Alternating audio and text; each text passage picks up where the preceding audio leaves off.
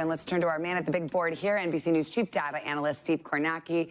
Political nerds love this off-year election. It's our first glimpse, potentially, at how the electorate is feeling. So where in those seats that we just talked about, where do things stand? Yeah, let's take a look. Start in Virginia. The polls will close there first tonight. And you've got Abigail Spanberger against the lieutenant governor here. It would be an upset tonight if this race is won by Earl Sears. She has trailed significantly in the polling. You do see this is a blue state. Kamala Harris won this last year over Donald Trump by just under 6 points. One thing we're keeping an eye on, by the way, just outside, excuse me there, Savannah, just outside Washington, D.C., Northern Virginia, federal employees in the shutdown. What effect is that having on this race? In New Jersey, this is the one tonight Republicans think they have a shot at. Jack Ciattarelli ran 4 years ago. Not gonna lie, Holy Toledo guy kind of stole Kornacki's flow. I low-key agree with you. I think Kornacki has also been like kind of odd with the way that he has, he's been kind of, Harry Emden has kind of taken over, more dynamic. And I think that Kornacki is a little bit washed, I'm not gonna lie,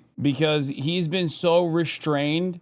Like, Holy Toledo reads the room a little bit better. I'm sure that he wasn't super on board with the Zomentum initially, but he's much less reluctant to shit on him. Whereas Steve Kornacki used to be my GOAT, but everything that I've seen from him has been almost like an endless sequence of just being like, well, here's how Zoran could lose still. Governor nearly beat Phil Murphy. He's currently the incumbent. The polling has put Mikey Sherrill ahead, but much closer than Virginia. This race tonight is going to hinge on a very particular type of voter. They are voters who don't like Donald Trump, but 4 years ago they were willing to vote for Ciattarelli. With Trump back in the White House, can he still win those voters over? He needs to have a chance tonight. And of course, this New York City. Dude, it's so funny. Why won't you talk about New Jersey or V8? Brother, we're literally looking at New Jersey. Like, while you're typing that, it straight up is talking about the New Jersey governor race. Like, just look here, open your ears, open your eyes, please, chatters.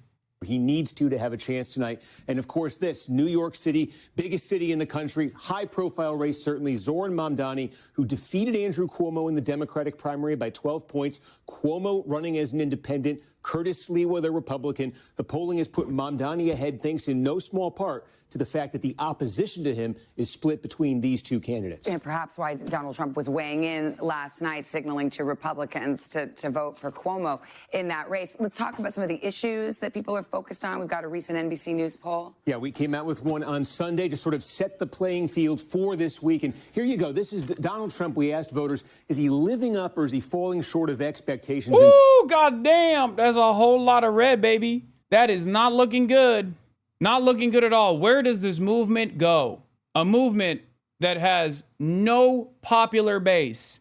A movement that has no popular mandate, never had a popular mandate, that has gotten increasingly less popular. Will it reach, depending on how mistreated the working class is, especially considering that he ran on affordability, won on affordability, did not actually deliver on affordability.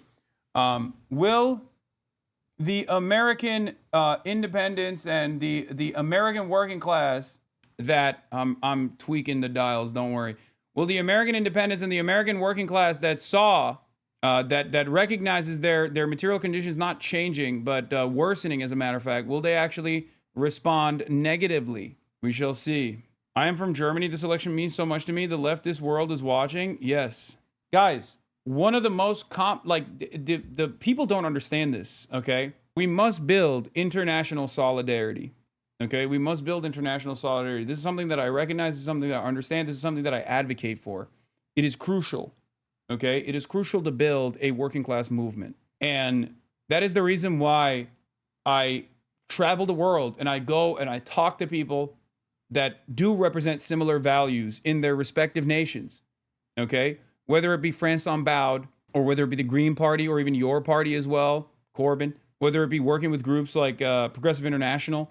Like, there are people all around the world, including in Western liberal capitalist democracies, that recognize that liberalism is failing, and they look to the United States of America, the heart of empire, and the heart of capitalism, which is where the financial capital of the world is.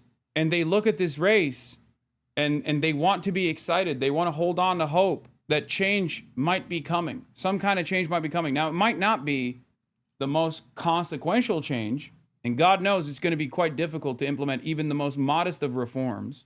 But yes, this is an inspirational candidacy. This is an inspirational campaign for so many people. There are probably more chatters from all around the world watching today than ever before. And a lot of Americans, I think, refuse to recognize that. And it's like almost, it feels like it's almost selfish, where you're just like looking at this this moment of hope, and you just go, it's not good enough for me. It's like, it blows my mind.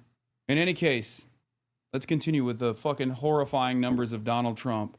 Wanted to highlight this because these marks, I think, 34, 33, 30% say he's living up when it comes to the economy, looking out for the middle class, inflation, cost of living. These are issues people say are top of mind for them. These are issues where he fared pretty well in his first term, and we really see his numbers dropping in this second term. And what that also has led to for Trump is an approval rating overall of just 43%. That typically has spelled problems for candidates in a president's party when a president reaches that level. All right, Steve Kornacki, thank you very much.